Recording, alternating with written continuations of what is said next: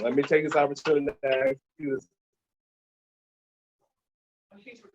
Oh, you got it. Okay, perfect.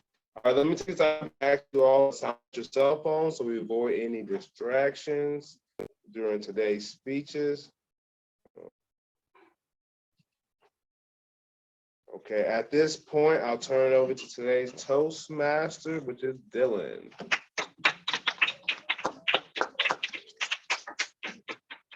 Thank you, DeAndre. 4 or 5 moments. That's all it takes to be a hero.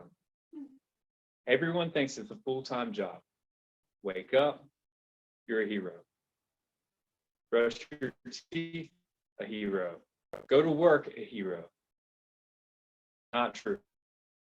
4 or 5 moments in life are all that really matters. To make the decision, the right decision, to be a hero. That's from Deadpool 2, one of my favorite movies of all time. Deadpool, don't watch it, baby. Similarly, 4 or 5 moments are all it takes to have a crucial conversation with somebody. Today's theme is crucial conversations. You'll notice on the agenda that we're talking through some difficult topics today. We want to use this as an opportunity for all of us to grow, not only in our speaking skills, but also handling speeches that we might give at community events or in work settings, things that can be more difficult. So in those 4 or 5 moments, when you get yourself up to come give your speech, remember, you too can be a hero. All right. Moving forward, I want to start by introducing our officers and thank them for their service. We had an officer meeting today. I think it went very well. Our club president is me. Give me a round of applause. Our vice president of education is here, Jeffrey Elam. Our vice president of public relations is here with us on Zoom, Valencia. We have our vice president of membership here, Scott Davis. Our secretary, did you tell minutes are very, all right. Ted Wilson is here. Thank you, Ted. We also have our treasurer, Jonathan Weeks, who will be giving our speech today. Thank you, Jonathan. DeAndre is our sergeant at arms, welcome to all of the club. And our immediate vice, past president is Vicki Johnson.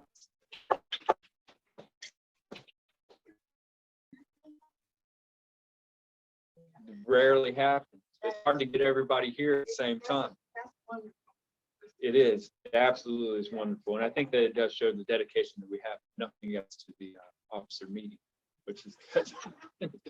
Excellent. So I want to take some time to go over our roles today. We do have a couple of guests. It's important to acknowledge them, and Scott has done that. We will ask at the end of the meeting if you would like to give some feedback on how you thought the meeting went and what the meeting felt like to you. You're more than welcome to do that. You certainly don't have to, though.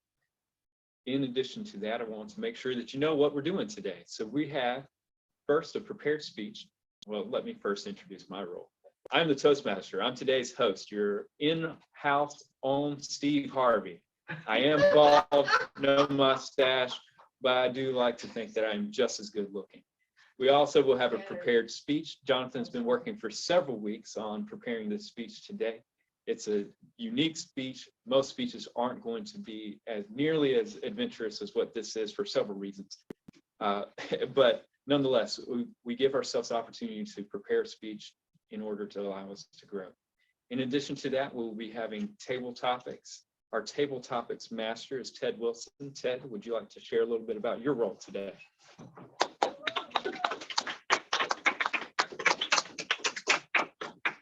There we go. Ooh. Thank you, Mr. Toastmaster. I had to bend down a little bit because I wasn't out there. Hey, my role today as, thank you. Thank you. Ooh, that was tough. Hey, my role today as table topics master, I get the fun part. I get the opportunity to ask some really great questions that are centered around our theme today, which is crucial conversations. But as far as table topics, this is where we do some impromptu speaking. This is where I'll ask some questions and have you think on your feet. And this is pretty cool because you get to that's probably one of the hardest things I know for me, as far as like just being able to answer the questions impromptu. So this is going to be fun. But again, it's going to be geared towards our actual theme today, which is crucial conversations. Thank you, Mr. Toastmaster.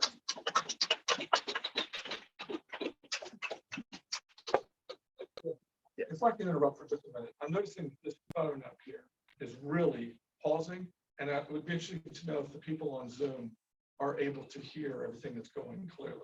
Valencia, can you hear us? She gives us a thumb up. It is so that you know it's not skipping here in this So that's camera. the phone. Yeah, it's a little better. Oh, yeah. All right, so it looks like his phone is dying, and that might be the reason why it's doing that. All right, excellent. So our next role that I would like to introduce today is our general evaluator. Our general evaluator is Valencia. Valencia, would you like to share a little bit about your role? I will, and I thought I was serving in a different role today, but I love being the general evaluator.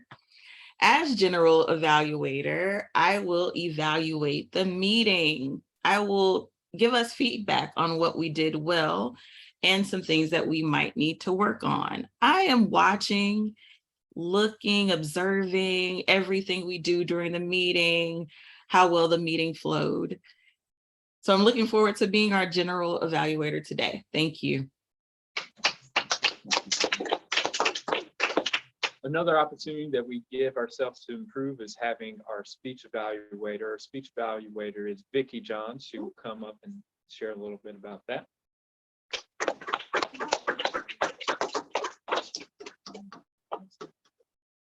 Uh-oh, I gotta jump up. It's okay. I don't need to see anything in my head anyway.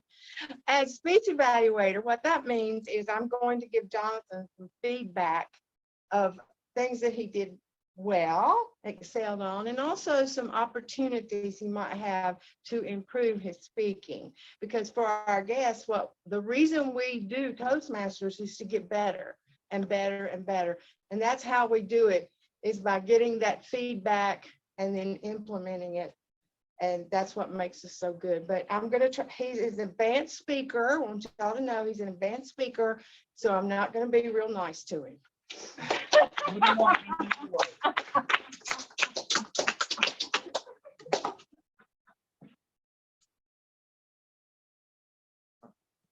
Next, another piece of feedback that we like to hear is our use of the English language and all the ways that we've used it wrong and ways that we can certainly improve on that. Our grammarian for today is Lamima. Lamima, tell us a little bit about your role. Sure. Thank you, Mr. Toastmaster. So as the grammarian and the counter, I'm going to be listening for paying attention to language usage. I'm going to be listening for a lot of ahs and ums and ers that people tend to use as filler or crutch words. Also, I'd like to introduce our word for the day, which is recondite. It means it's little known or abstruse in meaning. So some similar words that you can use in place of that are little known, deep, profound. Using it in a sentence, the book is full of recondite information. So it's full of unknown, little known information is a way of using it in a sentence.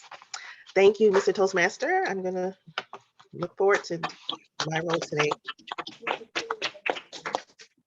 Thank you, Lamima. And the last piece of feedback that we'd like to receive in today's meeting is from our timekeeper, DeAndre. DeAndre, tell us a little bit about being the timekeeper. Thank you. So as timekeeper, I'm going to be timing, first of all, Jonathan's speech. The 5 or 7 minutes? Oh, 12 to 15. Long one. So when he gets to 12 minutes, I'll put up a green card. And then when he gets to 14 minutes, I'll put up a yellow card, and 15, a red card. And I'm also with the table topics, 1 to 2 minute speeches. So when I put up a green card, you made it to that 1 minute, minute and a half, yellow, and then over 2 minutes, red. I'll keep track of everybody's time. Thank you. Thank you, DeAndre. And with that, you know how the meeting is set up and what we're designed to do. Everything is designed to push us forward. We will begin our meeting now by having our first prepared speech and our speaker come up to talk. I'm going to introduce him. He has written out an introduction. I think it's important to know that this speech is part of Presentation Mastery, the Pathway, which is a learning curriculum that he's been going through. And this speech is specifically called Managing a Difficult Audience. He's going to give what would be a 5 to 7 minute speech. However, we have several people in the room that were assigned roles, and their role is to disrupt the speaker. So his speech will take somewhere between 12 and 15 minutes if done correctly. To add an extra layer to the difficulty of today's speech, he decided to give it on a very difficult topic, if one might say. Yes, abortion is a sensitive topic, but to grow, we have to deal with the hard stuff too. And why not throw some religion in the mix as well? Wow, we're really going and hitting all the corners. Jonathan's speech is a level 4 speech, Managing Difficult Audience on the Presentation Mastery's Path. He requests understanding that views can be different. And we are in a space where we grow. People may take positions on things they normally wouldn't, and that this particular speech is designed to be a little, well, opinionated, which he hopes will help him to learn how to manage a difficult audience. This is Toastmasters. Let's grow, Jonathan. Thank you. Good, it's the right side. My first wife was very religious and also an anti-abortionist. There are probably pictures of both of us standing at the roadside with anti-abortion posters. While I didn't actually have an opinion either way, I was still pretty new into the whole religion thing.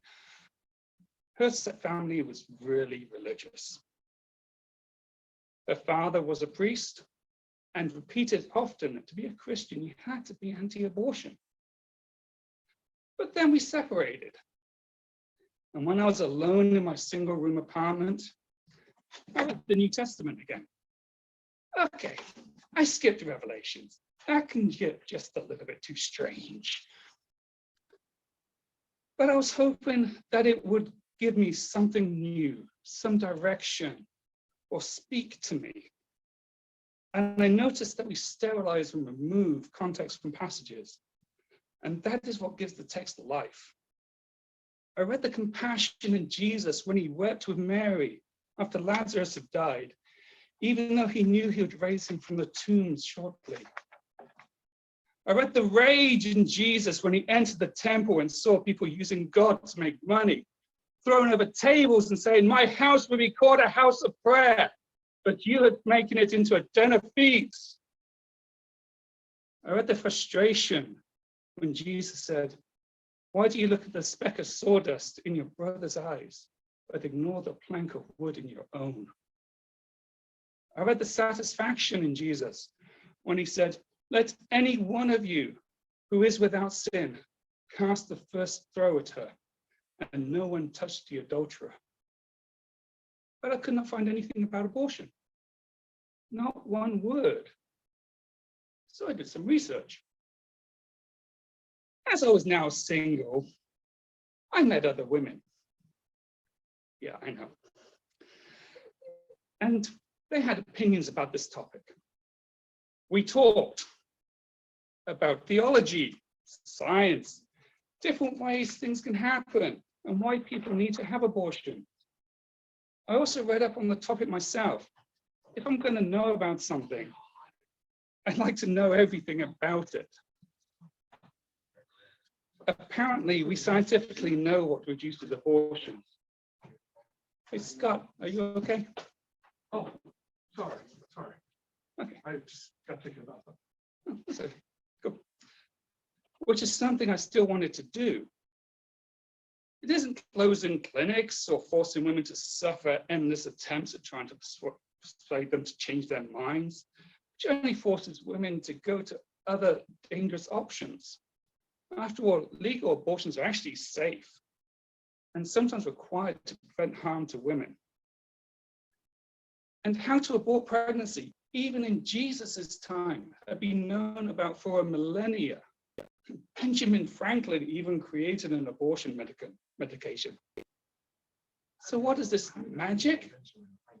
Fun? It's well written. He actually made it public available. I didn't think that was correct. So just That's okay. that aspect. Yeah, no worries. Apparently, if people know how to not become pregnant and get birth control, the abortions are reduced. Who would have thought that? So I changed my mind and become pro-choice. To me, the Bible is all about choice. Forgiveness. What about thou shalt not kill? You seem to be skipping over that. Thou shalt not kill. That is an interesting one, especially because, if you look at it one way, you're killing a fetus, but at what stage is it actually? What stage is it actually a baby? And if we go back to Jesus's time, it's when it was quickening, when he felt the first kick. So when is it actually a child? And that's the whole problem with the Catholic Church. They believe from conception. But there's nothing in the Bible that I can find that actually leads to that conclusion. Unless you take verses out and pick and choose and take them out of context. Except for Jeremiah 1:5, that says, before I formed you in the womb, I knew who you were and I set you apart. I love that verse. And it's talking specifically about a prophet. I can never remember what one though. Jeremiah. Oh, there you go. And it also leads into the whole topic about predestination. I knew you before you were conceived. Oh, okay. Does that apply to all of us? Does he know every step we're going to take? Where's the personal choice in that? Don't we have to choose between heaven and hell at some point? So where does the personal choice come from? Where do we have predestination or not predestination? If life's predestined, what's the point of it? So that's where I take it from there. The other part is when he says, I set you apart in the womb. It means God didn't know who he was going to pick. When it was safe to pick someone, he picked it. Not before, he picked it after it was a viable baby, after abortion wasn't going to happen, after it wasn't going to be stillborn or anything else. He picked it after those events could have happened. So, there's a lot there. Theology is fun. You can call it fun, but God uses all things for his good, his glory. He does. And I spent some time in the UAE. It's a very Muslim country, and they have this term, inshallah, they use every time, if God wills it. So, you can take that either way. If God wills something, is that predestination as well? So you get really into weeds going down that route. So I like the personal choice aspect of it. So the Bible to me is all about personal choice, forgiveness. And as a second commandment, great commandment says, love thy neighbor as thyself. Forcing someone to carry a child isn't loving them or the child, or even letting them have a personal choice about it. It is actually the absolute opposite. And where is the forgiveness? There is no forgiveness there. But this led to another issue. How can I continue to belong to a church that doesn't seem to forgive or wants to force itself on non-members? It's the opposite of what I believe. What church you go to? I've gone to a lot of them. Mainly, recently, the Catholic. Okay, so you never heard of like John P. Keith or anything like that? Oh, I've heard a lot of them. But in this current environment, as I was about to say, I still consider myself a child of Christ. I'm still a Catholic, Christian. I try and say myself as a Christian. I try to follow, I'm more aligned now with deism, which a lot of the founding our others were aligned with. Sounds like TD Jakes. Yeah, kind of. For someone who's not American, you sure do reference the founding fathers a lot. I am American.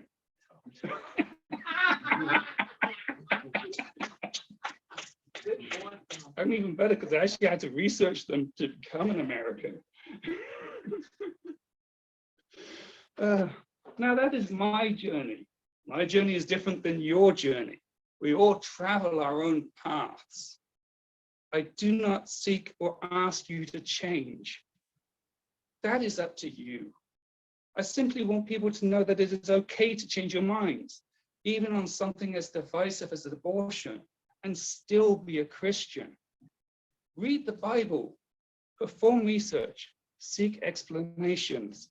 That's be right, honest Jonathan. with You yourself. stand up for yourself and don't you let anybody dissuade you. You understand?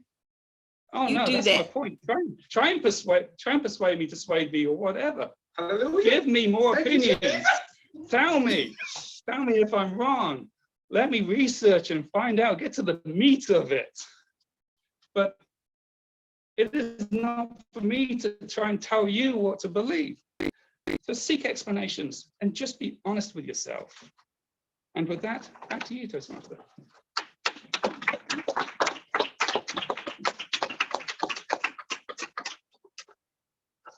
Thank you, Jonathan.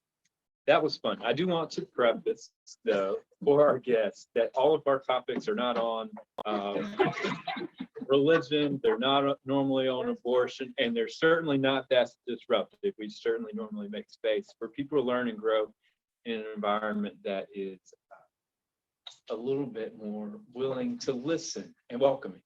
But nonetheless, thank you, Jonathan. That was a great speech. In those 4 to 5 moments, let me tell you about being a hero again. I just was sharing with Jonathan before he came up that I just spent the last week in Puerto Rico. It was our anniversary. We went out for a nice anniversary dinner on the beach. There was a nice restaurant that overlooked the beach. And I looked over at my wife and said, "You are so beautiful to me." That's what I thought. She said, "What do you mean to me?" What do you mean you're so beautiful to me? What does to me mean? 4 or 5 moments is how long I had to clean that situation up. It's the famous song. It is a song. You're exactly right. To help us work on our responses to difficult, crucial conversations. Ted will come up and share with us some tabletop.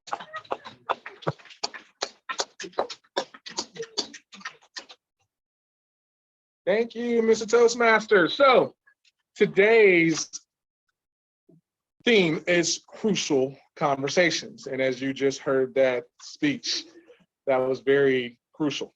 But I want to go over more of a definition of what crucial means. Because when I ask these questions for table topics, it's going to be more geared towards crucial conversations. Definition of crucial: decisive or critical, especially in the success or failure of anything. First question. We all have those days to where we have crucial conversations with ourselves. Self-esteem, self-confidence. Are you good enough today? Oh my gosh, like, did you have a rough day? Did you do something right? Did you do something wrong? We always have those internal conversations with ourselves, whether it's good or whether it's bad. My first question: what was the last crucial conversation you had with yourself, and how did that go? Scott.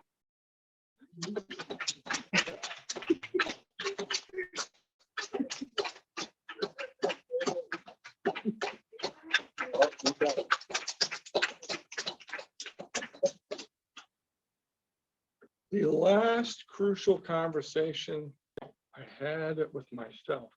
Honestly, I would say one of the things that I think about a lot are money. And am I using money wisely? Not only in the frame of my own family and, financial decisions and investments, but also to help others. Not just doing the minimum, but being wise with the organizations that I contribute to. And I think evaluating the results of those organizations. There are a number of different organizations I'm involved with that I got involved with them through volunteering and then financially. It's important, I think, to go back, and there are organizations that evaluate your the performance of those nonprofits to see, are they being good financial stewards? And I think it's important to periodically look at them and see, are they managing the money that's being given to them wisely? Is this an organization that over 5 years, 10 years, 15 years, is it an organization that is worthy of continuing to receive my money? Are they continuing to do good work? And I think that's something that I have thought about recently, and I need to go back and take the time and do that. So for after that challenge, Ted, I will do that this week. Thank you.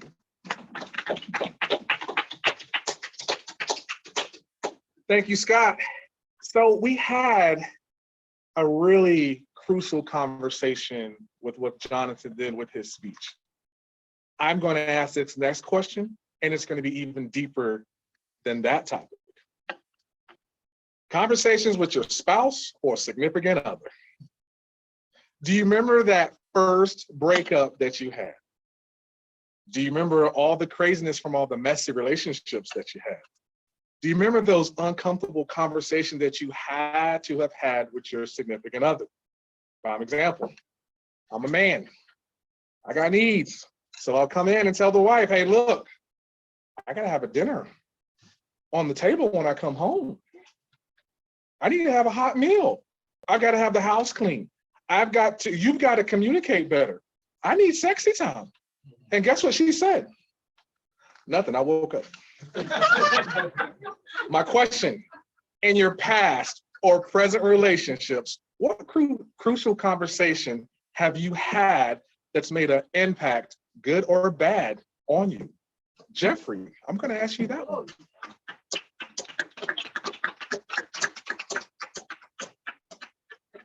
Wow, Ted, that's a really tough question. I think my biggest issue in my early relationships was I did not know how to communicate.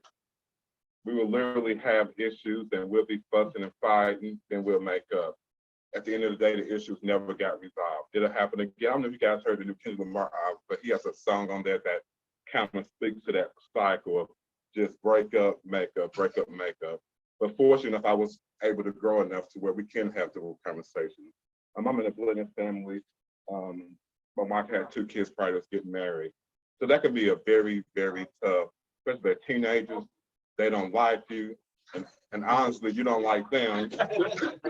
So that could be very tough. But my wife, she has so much patience in working with where, getting to the point to where we were able to have a good relationship. So of course, open communication is the key to any type of situation. If you're going on vacation, hey, call the VP and say, hey, I'm going to be gone next week. Fill in for me. Thank you, Toastmasters. Hey. Very good stuff. Next up, another crucial conversation. Conversation with parents. We all have had them, especially if you are a parent right now, you understand what these crucial conversations go through. You remember when your parents always says, don't hang around those bad people, because guess what? Bad stuff is going to happen to you. You always have those conversations where it's about the birds and the bees and the breakups and the heartaches. One of these questions I still ask my kids to this day. What do you want to do with your life? What do you want to be when you grow up? Those conversations are crucial. So my next question, what crucial conversation do you remember having with your parents that's made an impact, good or bad, in your life? Valencia, I would like for you to answer this question, please.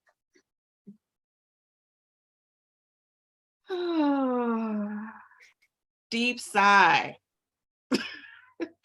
Mr. Table Topics Master, you have posed this question to me about a crucial conversation I've had with parents that have impacted my life. Lord have mercy, if I have to Rolodex back through these crucial conversations, the thing that comes to mind, and I shared a little bit about this, my mother recently retired.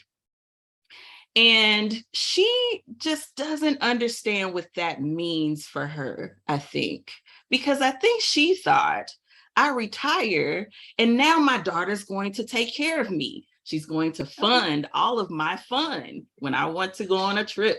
She's going to help me with things, my expenses. And my mother lives in St. Louis, Missouri. I'm here in Charlotte, North Carolina. Last year, my mother threw a birthday party for herself a week before she was scheduled to have surgery. Actually, I think it was like 3 days before she was scheduled to have surgery. And the doctor asked her not to have this party, but she insisted that she have this birthday party and that people fly in and celebrate her. It was at a hall. She had it all decorated. And a couple of days later, I took a picture of her laying in a hospital bed. Now, on one hand, you might understand why my mother wants to have this celebration, but being her daughter, I was like, no, no, no, no, no, no, no, no, no. This is not what we're going to do. And she pushed and, of course, got her way because she's a child. Anyway, in the future, these are crucial conversations I will have with my mother. And sometimes I will win. I believe in myself. I need you all to believe in me when I'm dealing with this woman. Thank you, Mr. Table Topics Master.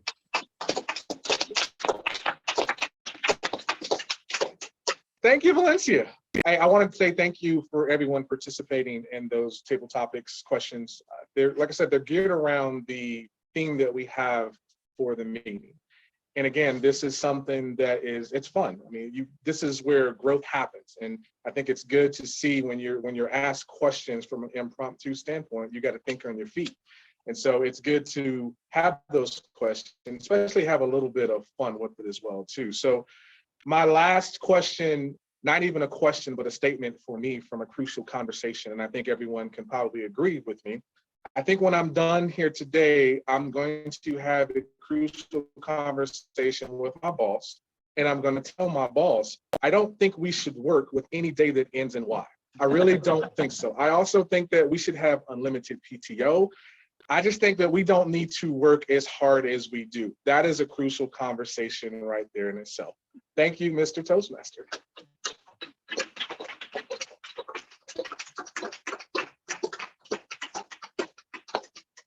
Thank you, Ted.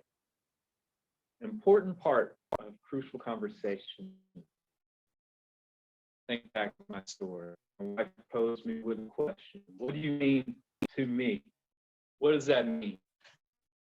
It's important to take a minute or 5 if you would like to come up with a great response. Because if you don't have a great response at the end of those 4 to 5 seconds, you're in trouble. So this is what I said. This was my crucial conversations moment. I said, well, to me, it's just something that I say. It's from my perspective. And what I mean by that is right now, no one else in the world has the same view that I do. No one else in the world can look at your hair glistening in the starlight, can see the way that your hair is blowing in the breeze off the beach. No one else in the world can feel the touch of your hand across the table. And so to me, you're the most beautiful thing in the world. I made it through that one. 4 to 5 moments is all it takes, folks. We are going to transition now into the evaluation part of our speech, of our meeting. First, I want to ask DeAndre just quick, who is first on who do we have next on here? Vicky. I'm going to ask Vicky to come up. While she's making her way up, we typically vote for table topics. Oh, yeah. Different today than what we've done in the past is we're just going to ask the people that are in the room to vote because we feel like it gives us a better opportunity to get a realistic but also convenient and effective way to get enough votes in to actually vote on somebody winning table topics. So I apologize to Valencia. I apologize to Lamima. You have no voting power unless you're in attendance today. All right, but that's fine. Vicky, come on up. Okay.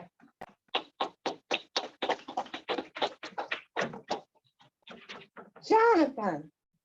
Jonathan, give me that marker.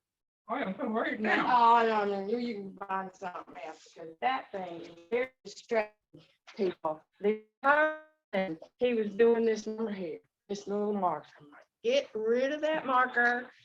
That's very distracting. I I actually forgot I had it.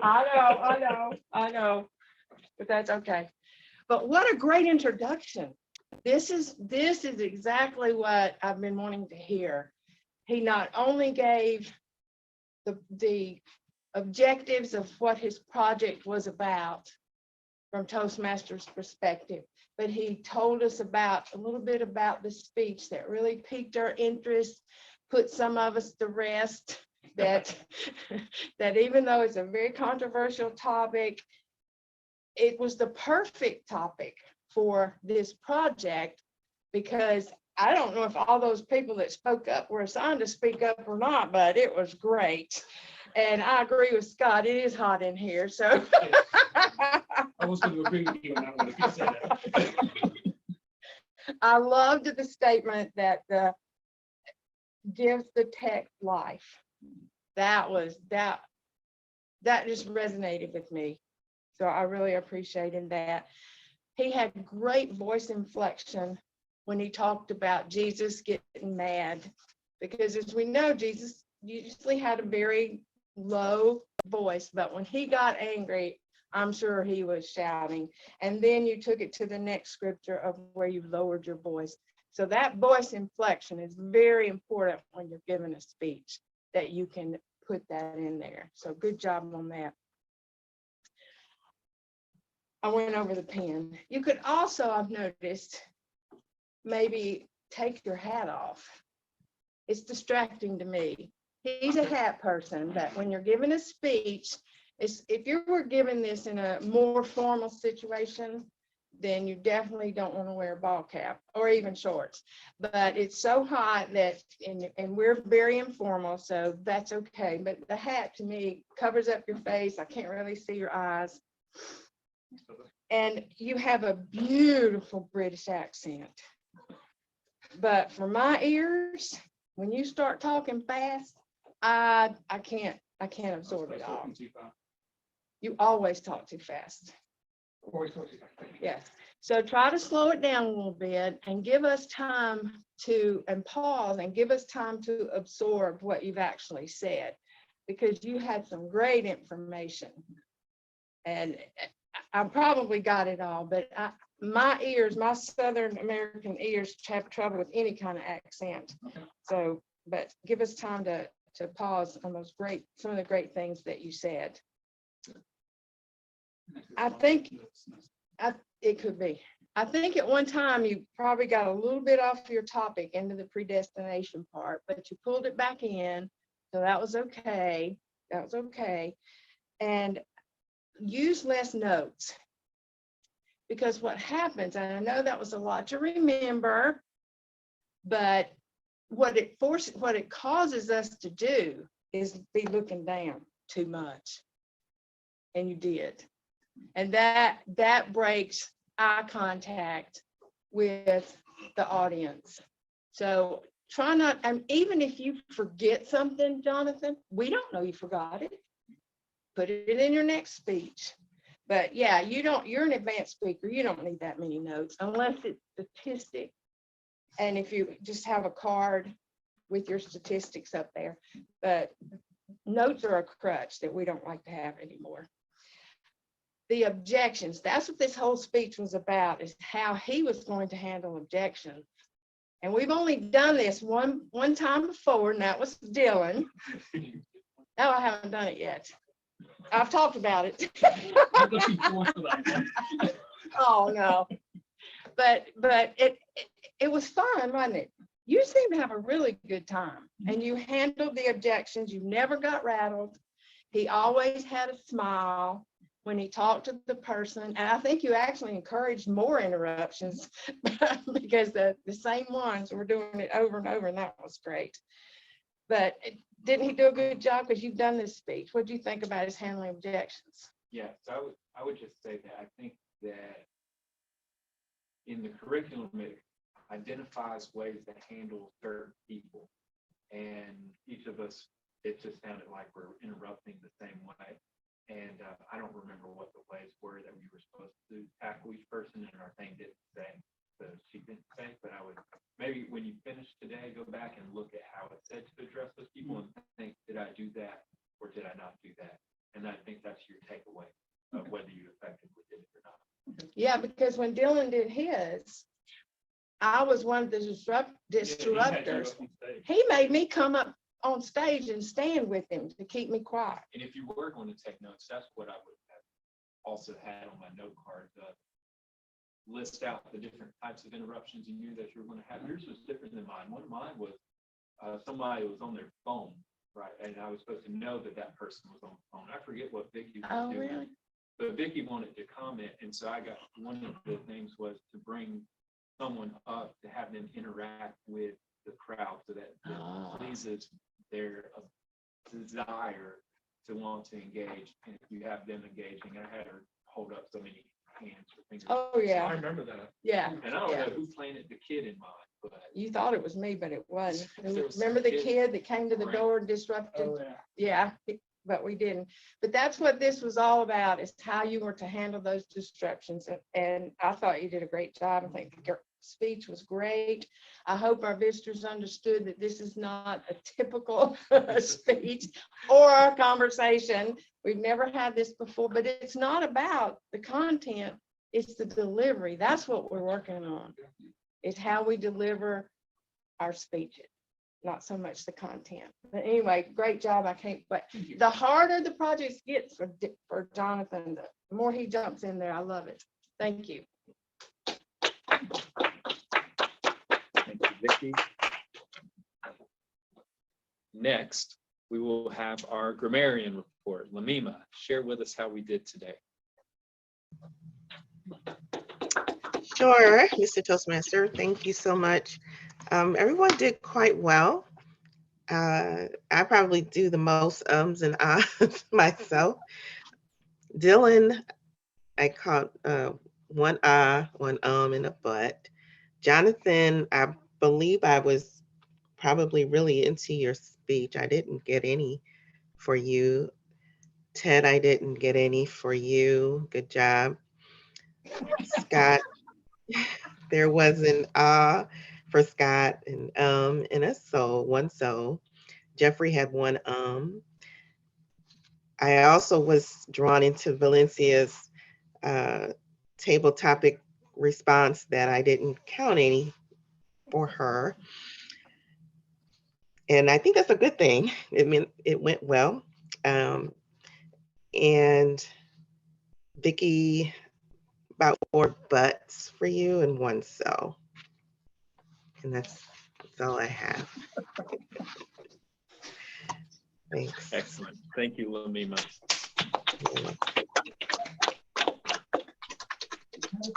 DeAndre.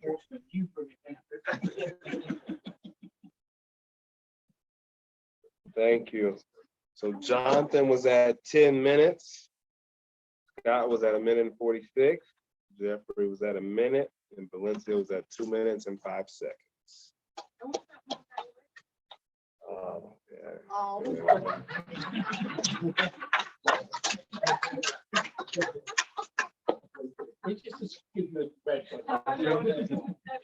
Excellent. That was excellent. Everyone was right around that 2-minute mark, which is what we want to see. We really try to push to use that whole available time, because when you got some explaining to do,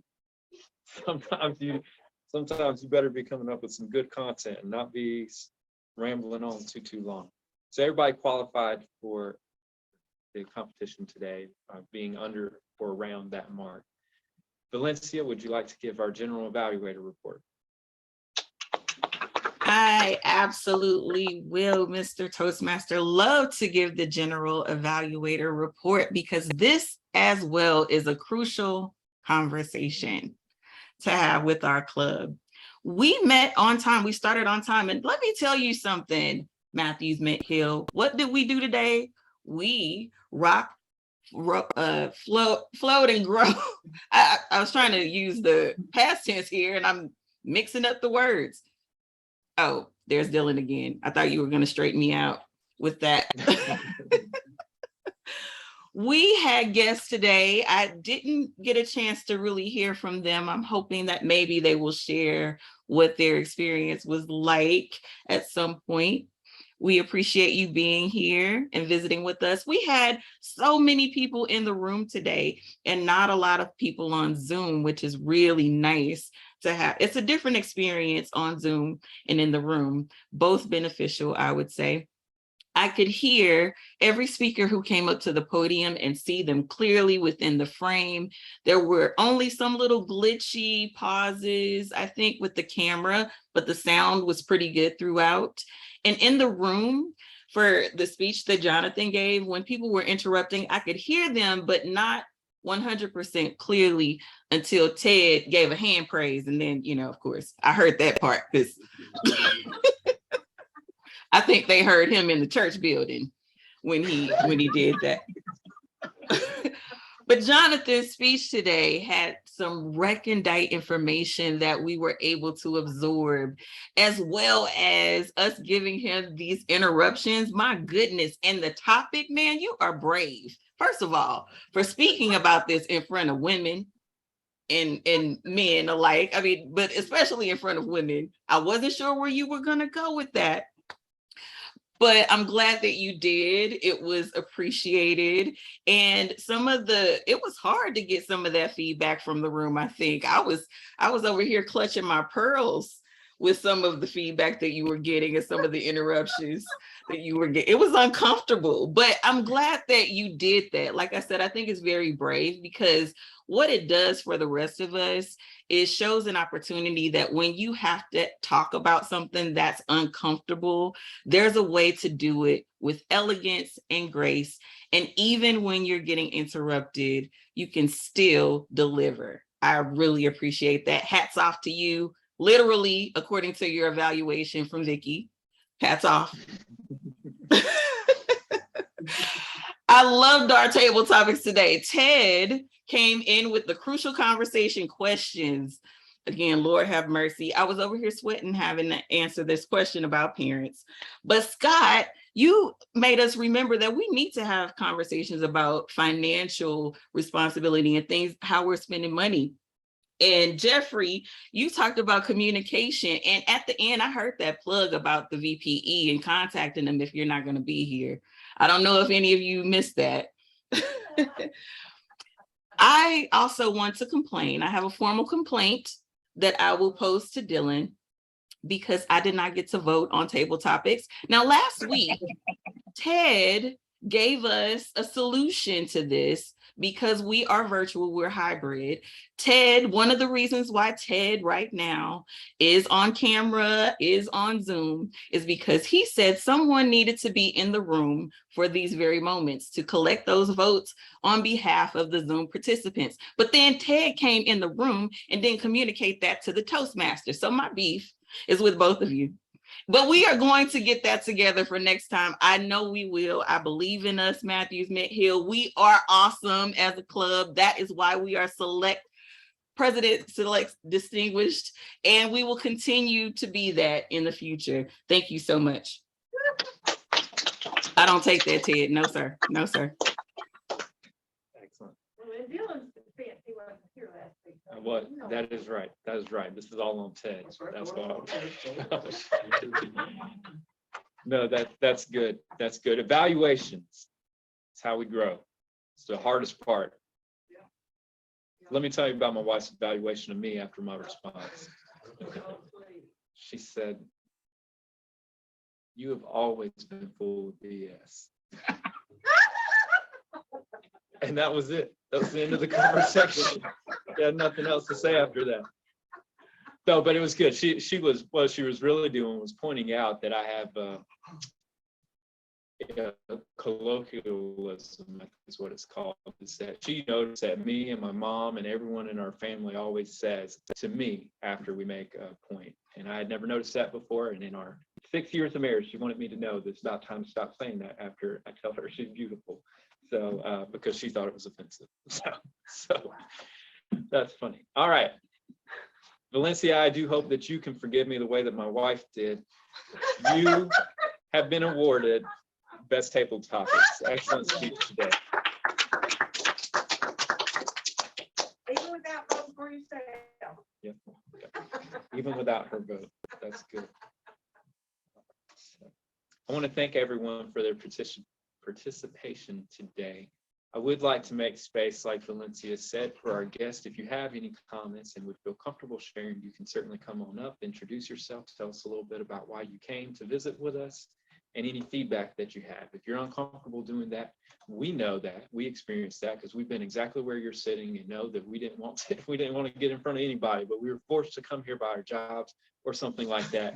And if that's your situation, we completely understand. But I do want to make some space for you if you'd like to. You want to come on up? Come on up.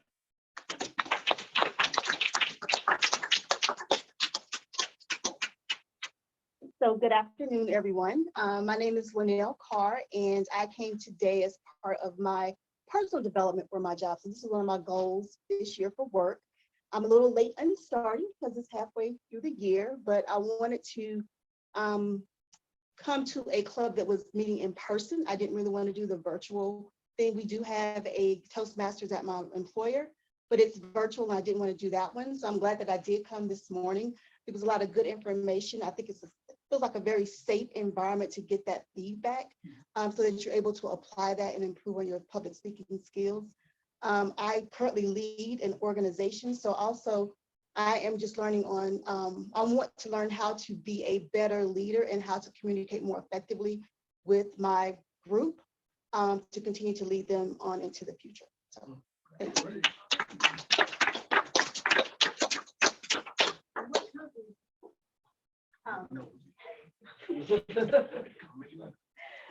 LPL Financial.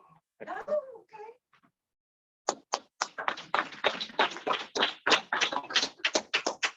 Hi, I'm Lynn Mask. I'm not forced to come here, but it was highly suggested by my job. I'm by nature an introvert, and he wants me to start getting into sales. So I kind of need to learn how to not be so introverted. I work with Green Frog Waterproofing. We take care of crawl spaces, basement, mold. So I'm going to have to interact with customers of all different types and be better at it, I guess. I'm a customer and they do a great job. Thank you.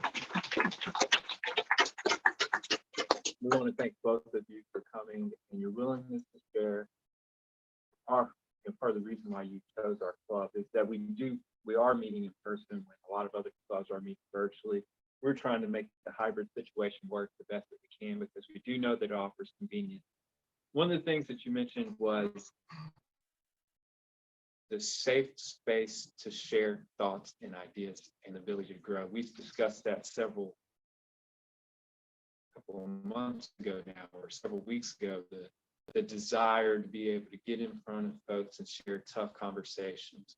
I hope that you also, when you look around, you don't see just diversity of thought, but you also see diversity, period. We're all coming from life from different angles, and it's so interesting to me that we're all able to come together with common ground in the desire to grow as speakers. And I think that that's something to be excited about. We also ask that in recognition of creating a safe environment, that we understand that people do come from life from different angles, come from different perspectives, and that we continue to respect each other's thoughts and know that we will only want what's best for each other, which is to push them to continue to grow. Excellent. I can't see your message. I can't. You get the yuck out, yeah. But Valencia is saying she can only see your hand. That's good. All right, so with that being said, I want to thank everybody again for their participation. I'm going to close our formal meeting now, and then we'll go into a quick, short business meeting. Oh, yes, right.